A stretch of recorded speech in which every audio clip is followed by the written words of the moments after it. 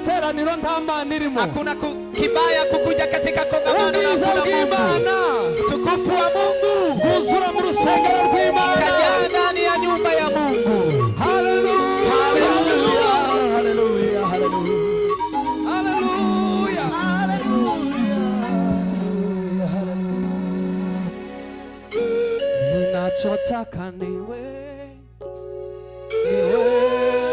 Yesu, sema ninachotaka niwe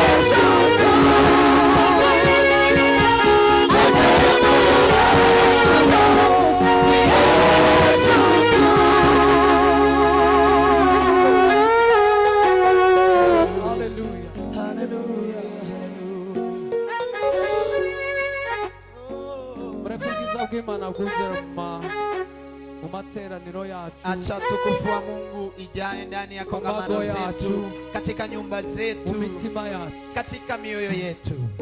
Haleluya, haleluya. Hakuna kitu ambacho kinaofisha kugiza bw'Imana kukuvaho, utukufu wa Mungu kuondoka kwako. Icho giteye ubwoba kuruta kubura faranga zose. Kitu kinaogopeshwa kuliko kukosa pesa zote. Lakini ukiwa na utukufu wa Mungu.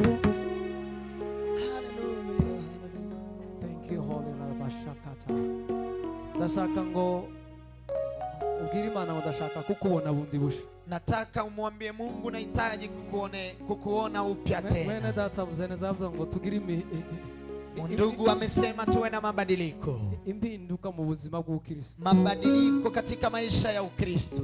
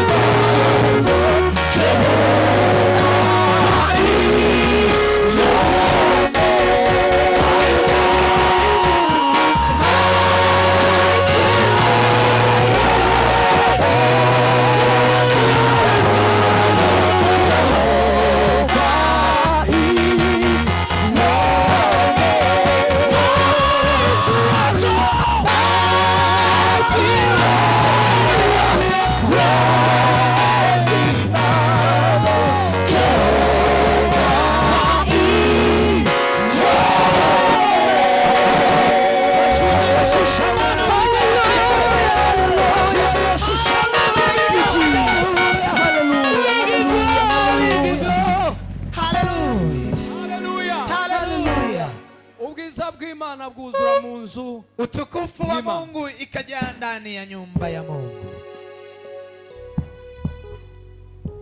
Umwuka yambwiye ngo ninza hano hari umuntu uzokorwa.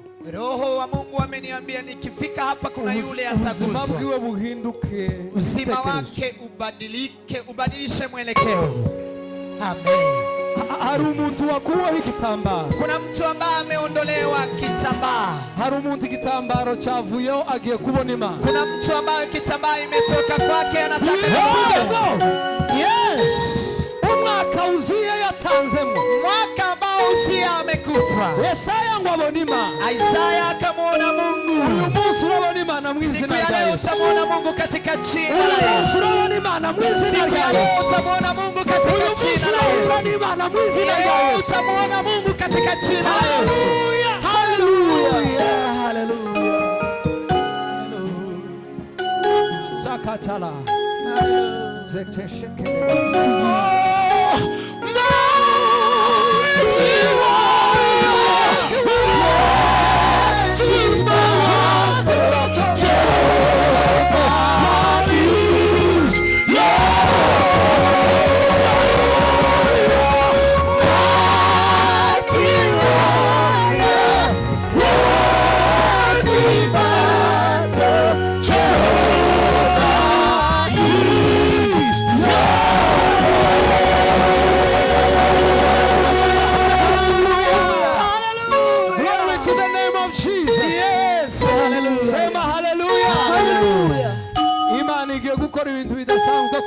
Mungu anataka kutenda mambo ambayo si ya kawaida katika maisha yako.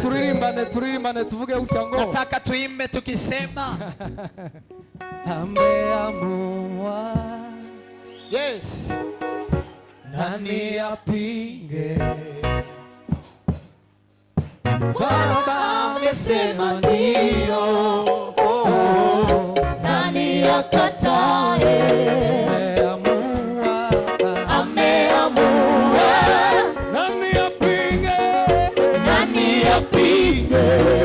Baba akisema ndio. Baba amesema ndio. Nani akatae? Sema amen. Amen. Umunsi umwe ngo baheza Yakobo umugore utariwe. Siku moja wakampa Jacob mke ambaye si wake. Aravuga ngo Lea siwe nari nshaka. Akamwambia sikukuwa nahitaji huyu. Ngo sawa ndaguma mugumane ariko nitaendelea kuishi naye lakini simpendi. Simukunda pi. Simpendi hata kidogo. Awe nizozana gura n'ibitenge bibiri. Hata nikinunua vitenge viwili. Nzozande bichiza ngeze Recho. Nitakuwa nachagua kizuri nimpe Recho. Ninkaho bari bavuze ngo nubwo iso yakuzanye ariko uzohangaika. Ni kama alikuwa amesema ingalao baba amekuleta lakini utahangaika. Recho ngo igagusa. Unajipaka tu unashinda ukijipaka. Imana yafunze nda ninde wayifungura? Mungu akifunga tumbo nani atafungua? Lea ngo akazaa. Lea anazaa, Raheli anazaa, Recho anakosa. Ubwa gatatu ngo arazaa. Ya tatu akazaa. Banza wumve nawe Lea yari yagize akabazo kamwe. Lea naye alikuwa na shida moja. Agashaka ngo agerageze gushimisha umugabo ngo arebe ko anataka kumfurahisha mume wake. Nawe umubwira ngo noneho nawe ndagukunze. Aseme na wewe nakutambua. Ngo se wabyaye? Anamwambia wewe umezaa? Wabyaye muko. Umezaa na nini? Sawa. Kijana sawa. Kutaneze. Haujafurahi. Aravuga ati ngibi. Akasema haya. Uzohangaika. Itahangaika. Mzaro wa gatatu ngamwita Yuda. Alipomzaa watatu akamwita Yuda. Yuda means praise. Yuda means kusifu. Aravuga ngo mbiswa. Akasema acha. Ibintu zo kwishinga abantu. Mambo ya kushikashika watu. Reka niramiriza Imana. Acha ni muabudu Mungu. Amaze ngo atangire kureba Imana. Alipoanza kumwangalia Mungu. Sema amen. Hallelujah. Tena wamoja hawataki ule. Ukamutangira kubaka inzu kandi bamwe batabikeka. Unaanza kujenga nyumba na wamoja hawataki. Ukamutwara imodoka ariko wabonye kutoko tutwara neza. Unabeba gari na watu hawapendi ubebe. Watu wote bashaka kugira imodoka. Watu wote hawahitaji uwe na gari. Ariko izo za mizi lakini Mungu atakuwa anatupa Sema ameamua. Haleluya, ameamua. Yesu yavuze ngo niko bimeze ntawuzi ubihindura. Yesu akisema ni hivi, hakuna yule anaweza funga. Usarega habe na mama wawe yobipinga ariko hata na mama anaweza pinga lakini hawezi. Hariho bamwe bapinze bagabapinga bakiri bato bamavuga ngo wewe uzobigifa. Kuna wale walipingwa tangu wakiwa watoto wakamwambia wewe utakuwa mpumbavu. Ngo reco aze kubyara umwana ngo amuzara wa gatatu Benjamin ngo aramuzara amuzara ngo ababaye agiye gupfa. Alipomzaa watatu Benjamini akamzaa akiwa mahututi. Iryo zina gaso wari muhaye. Jina hilo si yeye amempa. Amavuga ngo wewe nkwise Benoni. Akamuita wewe na kuita Benoni. Uzoitwa Benoni. Utaitwa Benoni. Uzogira mateso. Utakuwa na mateso. Uzoba makuba. Utakuwa machungu. Ya mamureka. Akamwacha. Ise ngo ashikara basumwana kompambo na notification yanditse gute. Baba akakuja akasema wameandikaje hapa? Ngo Benoni. Akasema wameandika Benoni. My son. Akasema mtoto wangu. Hapana. Hawezi kuitwa Benoni. Nyoko ya vangi. Mama yako amechanganyika. Baba ndiye ana neno la mwisho. Sema baba ndiye ana neno la mwisho. Tena baba ni yule wa juu. Sema nitakufanya vile nitakufanya. Kama ukweli wasimame hawezi sogea. Akishasema amesema. Amesema ndio.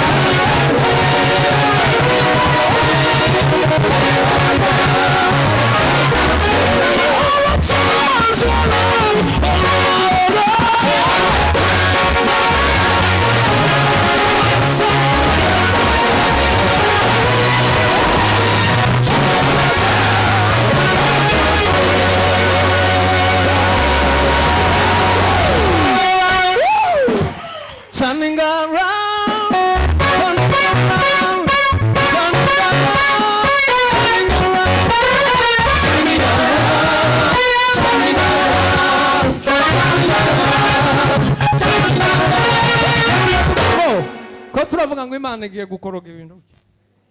Sema Mungu anakoroga vitu. Kubitamu umutozo. Mungu atakoroga.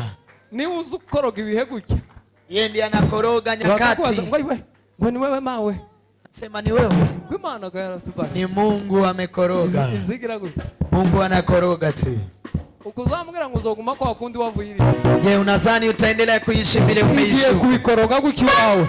Nataka kukoroga kwako. Bwira mugenzi wangu ugiye kuzogira ifaranga. Ndio yako utakuwa na pesa. Uzo wipanga. Sema hallelujah. Sema hallelujah. Turning around, turning around, turning around, turning around, turning around, turning around, turning around, turning around, turning around.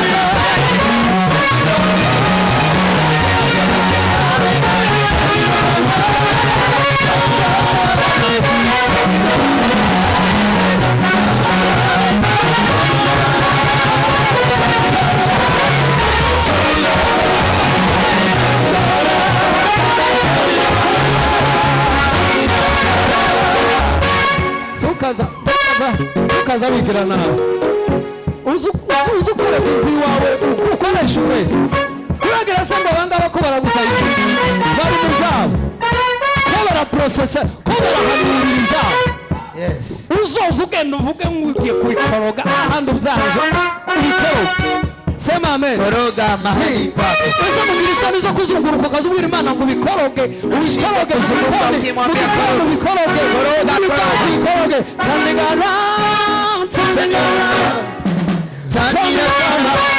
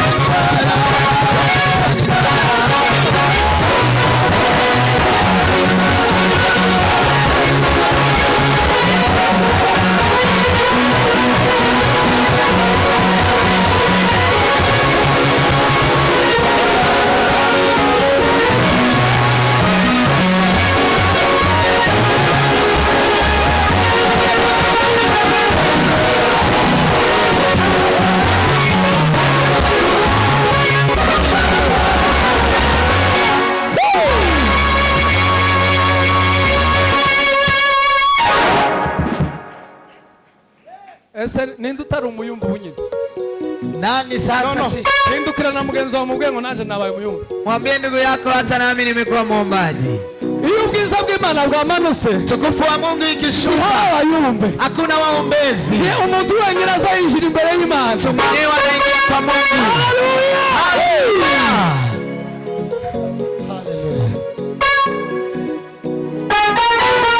Tuza gato, tuza checheka aho ngaho. Tulia kidogo. Kora wewe kuri keyboard baba. Uza keyboard. Haleluya. Umutima wanje urakwizeye. Umutima wanje urakwizeye. Umutima wanje urakwizeye.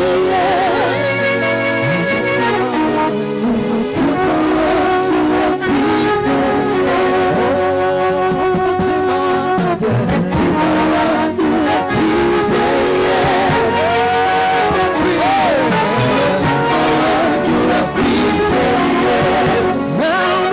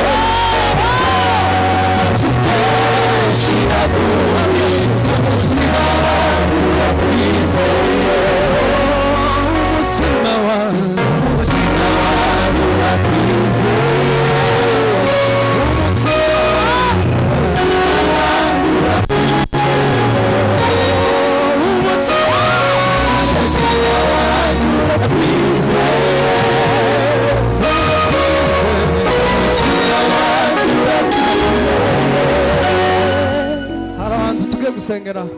Kuna watu tunataka kuombea.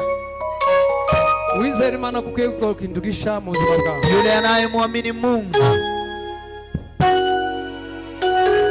Imana n'ubu irakora. Mungu hata sasa anafanya. Kwa yarejo n'ubu ni kwa rini kwa zaho. Vile alikuwa jana, leo, hata milele atakuwepo. Mu bwiza bwayo zose birashoboka. Utukufu kwa ndani ya utukufu wake yote yanawezekana. Malaika ngo yinjira mu mazi arayabirindura. Malaika akaingia ndani ya maji akayapindura. Wari umaze imyaka 38. Yule alikuwa amekaa umutima wangu urakwizeye.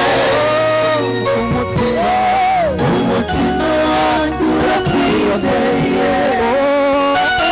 Umutima wangu urakwizeye. Umutima wangu urakwizeye.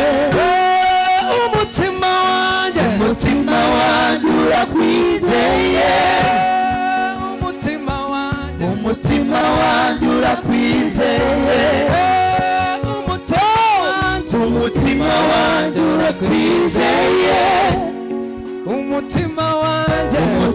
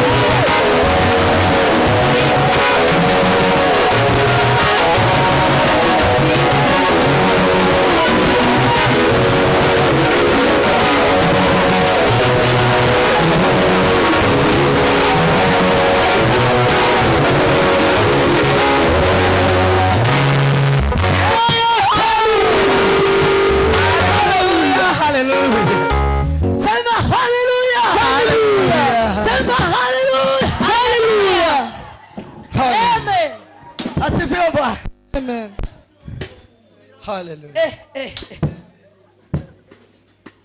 Nukubwiza bw'Imana buzabuza. Murabubonye? Romo igumen. Umutima wacu urakwizeye. Umutima wanjye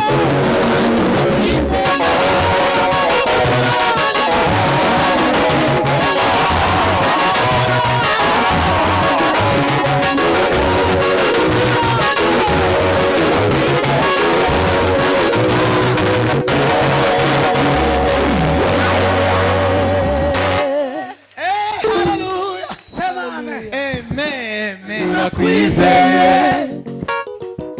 umutima wanjye urakwizeye umutima wanjye urakwizeye umutima wanjye urakwizeye umutima wanjye urakwizeye